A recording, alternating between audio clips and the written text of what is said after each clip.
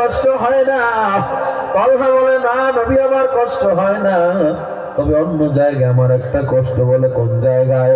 লিআন্না লি নাফসান ওয়াহিদা, আল্লাহ কেন আমাকে একটা জীবন দিল?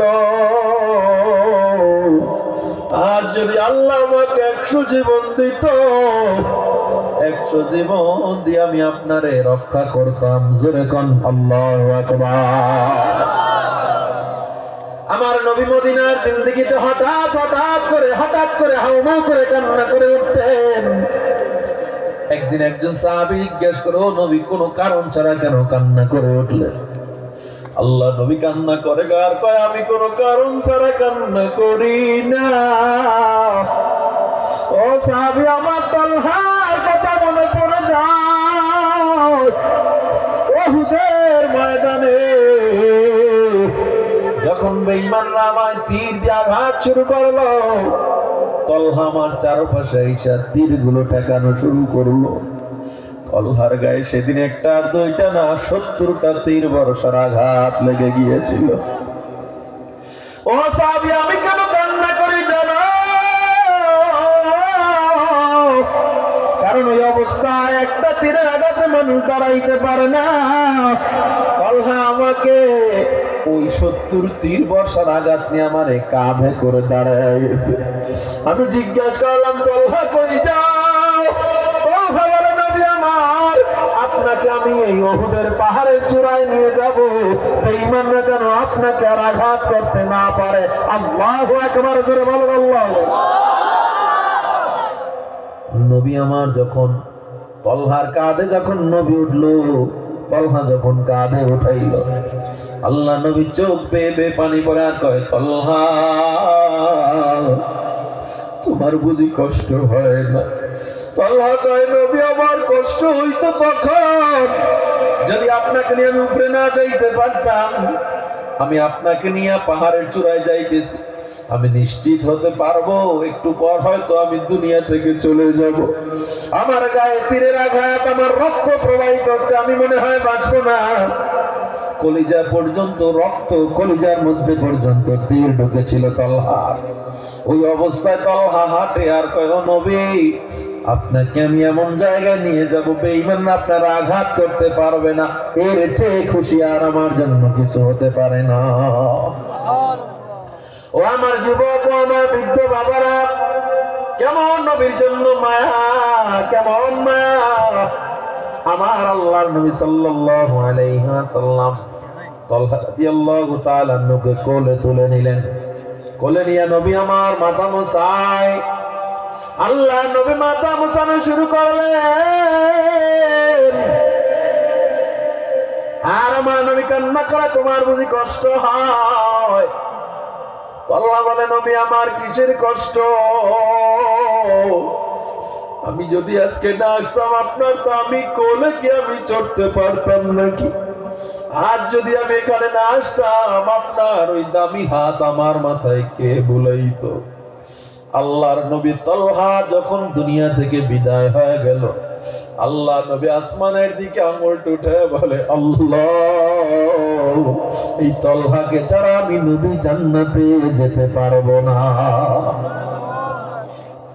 নবী আমার আস্তে আস্তে করে একটু নিচের দিকে নামলেন, হাঁটতে পারে না নবী আমার, বে বসে বসে নবী আমার একটু নিচে নামছে। হঠাৎ ময়দানে তাকায় দেখে একজন সাহাবী, চেহারায় কালো কাপড় বাঁধা, চোখ দুইটা বের করে যুদ্ধের ময়দানে যুদ্ধ করতেছে। হযরত আলী রাদিয়াল্লাহু তাআলা আনহুকে নবী আমার ডাক দিলেন, ডেকে বললেন, আলী, এই পাহলোয়ান যার তরবারিতে মনে হয় আগুন লেগে গেছে, কে এমন সাহাবা যাকে আমরা চিনি না? কে এমন বীর বাহাদুর বিক্রম? কে এমন সাহাবা? হযরত আলী কয়, নবী আমি চিনি না। ওই সেই সাহাবা, কোন সাহাবা আপনারা জানেন? আল্লাহর নবী কেবল একটু আগে তাকে বিয়া পড়াইয়া বউয়ের কাছে পাঠাইয়া দিয়েছিল সাদ রাদিয়াল্লাহু তাআলা। হযরত সাদ কেমন ছিল বলে? কালো, খাটো, দেখতেও সুন্দর। মদিনার কোন থার্ড ক্লাস ফ্যামিলি তারে বিয়ে করতে চায় নাই। সেই সাদকে আমার নবী যেই সাদকে গরিবের কোনো মানুষ বিয়ে করতে চায় না, কারণ ঘর নাই, বাড়ি নাই, চেহারা নাই, টাকা নাই। কিন্তু আমার নবী মদিনার সবচেয়ে বড় নেতা আব্দুর রহমান ইবনুল ওয়াহ্হাবের সুন্দরী মেয়ে, ওই সুন্দরী মেয়ের মতো সুন্দরী মেয়ে মদিনায় ছিল না। আল্লাহর নবী সেই মদিনার সুন্দরী মেয়ের সাথে সাদের বিয়ে পড়াইয়া উহুদের ময়দানে চলে গিয়েছিল। আর সাদকে বলেছিল, তোমার জন্য বাড়ি রেডি করছে ইবনুল ওয়াহ্হাব, গোটা মদিনা সাজাইছে, জলদি যাও। আল্লাহর নবী বিয়ার মোহরানার টাকা নিজে হযরত ওমর থেকে, ওসমান থেকে নিয়ে দিয়েছিল, কারণ এত গরিব সাদ মোহরে টাকা দেওয়ার মতো কোনো শক্তি ছিল না। আল্লাহ নবী 200 দিরহাম ডান হাতে দিলেন, আর 200 দিনার বাম হাতে দিলেন। 200 দিনার বিবিরে দিবা, বাকি 200 দিনার দিয়া নতুন বিবির জন্য কেনাকাটা করবা। যুদ্ধের ময়দানে আল্লাহ নবী চলে গেলেন, সাদ মদিনায় চলে গেলেন, বাজারে কেনাকাটা শুরু করলেন, নতুন বিবির কাছে যাবেন।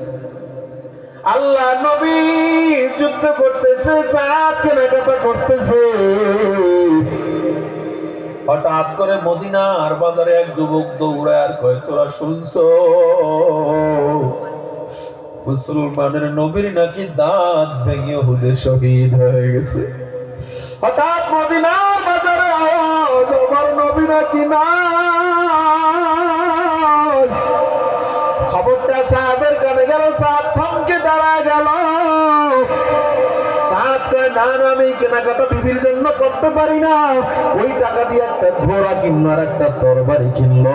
জোরে জোরে আল্লাহু আকবার। ওই টাকা দিয়ে একটা ঘোড়া কিনলো, তরবারি কিনলো, এবং চেহারায় কালো কাপড় বেঁধে নিল, কারণ নবী যদি এই চেহারা দেখে আবার আমারে পাঠায় দিবে, চেহারা খুলে যাওয়া যাবে না। যুদ্ধের ময়দানে যুদ্ধ করতেছে, আমার নবী বার তাকায়, চিনতে পারে না। আমার নবী বারবার তাকায়, চিনতে পারে না। হঠাৎ এক বেঈমান সাদের কলিজা বরাবর একটা তীর মেরে দিছে। তীরটা এসে সাদের কলিজায় ঢুকে পিছন থেকে মাথা বের হয়ে গেছে। সাদ ঘোড়ার পিঠ থেকে জমিনে পড়ে গলা কাটা মুরগির মতো ছটফট ছটফট করতেছে। ছটফট করতে করতে চেহারার কালো কাপড়টা যখন সাদের মুখ থেকে সরে যায়, যেই নবী হাঁটতে পারে না সেই নবী সাদের জন্য জোরে দৌড় দিল। আমার নবী দৌড়ে আর কয়, আমার সাদ দেখ আমার সাদ। আল্লাহ নবী দৌড়াইতে দৌড়াইতে সাদকে কোলে নেয়, আর আমার নবী ডাক দিয়া কয়, তোরে নতুন বিবির কাছে পাঠাইছি, আর তুই এখানে আসছো, আকাশ কত বড় বিপদ। সাদ কয়, নবী কোনো বিপদ না, আমি আল্লাহর জন্য নবীর জন্য জীবন দিতে পারতেছি, এটা আমার কাছে সৌভাগ্য। আল্লাহর নবী সাদের দিকে তাকায়া কান্না করতে করতে হঠাৎ হাসি দিয়ে দিলেন। আবু লুবাবা রাদিয়াল্লাহু তাআলা ডাক দিয়া বলে, পয়গম্বর, আপনি ওর চেহারার দিকে তাকায়া কান্নার মধ্যে হেসে দিলেন কেন? আল্লাহর নবী বলেন, হানুতুম মিন হানুতিল জান্নাহ ওয়া কাফানুম মিন কাফানিল জান্নাহ। আমি কেন হেসে দিয়েছি জানো? আমি তাকায়া দেখতেছি সাদের দামি রুহুটা যখন বের হয়ে যাচ্ছে, এই সম্মানিত রুহুটাকে নেওয়ার জন্য জান্নাত থেকে জান্নাতি খুশবুওয়ালা কাফনের কাপড় নিয়ে ফেরেশতারা চলে আসছে। আমি হাসতেছি কেন জানো? আমি তাকায় দেখলাম ফেরেশতারা নিজেদের মধ্যে ঝগড়া লাগায় দিছে। প্রত্যেকে চায় সাদের দামি রুহুটা যেন তার কাফনের কাপড়ে উঠানো হয়। আল্লাহু আকবার, জোরে বলেন আল্লাহু আকবার। দেখ কেমন জীবন, দেখো ভাই, এই সাদ নিজের জীবনটা আল্লাহর জন্য উৎসর্গ করে দিছে। আল্লাহর নবী সাদের চেহারার দিকে তাকায় কান্নার মধ্যে হেসে দিলেন। এরপরে আবার চোখে হাত দিয়ে চেহারাটা এভাবে ঘুরাইয়া দিলেন। লজ্জা পাইলেন মনে হইল। সাহাবী প্রশ্ন করে, নবী আমার, সাদের চেহারা থেকে আপনি কেন নিজের চেহারা ঘুরাইয়া নিলেন? আল্লাহ নবী সাল্লাল্লাহু আলাইহি ওয়াসাল্লাম বলে, আমি দেখতেছি যে সাদ দুনিয়ার সুন্দরী ফালাইয়া আল্লাহর জন্য জীবন দিয়ে দিল। আমি মায়ার নবীর প্রেমে পড়ে জীবন দিয়া দিল। এই সাদকে আল্লাহ জান্নাতে এত সুন্দরী সুন্দরী হুর দান করেছে। এই হুর গুলো তাকে পাওয়ার জন্য এত জোরে দৌড়াইতেছিল, তাদের টাকনুর কাপড় হাঁটু পর্যন্ত উঠে যাচ্ছিল। এই লজ্জায় আমি চেহারা ঘুরে আনিছি। এই মৃত্যুর নাম হয় যে শহীদ, বাঁচলে হয় গাজী। এ পথে মরলে মহান প্রভু আল্লাহ থাকেন রাজি।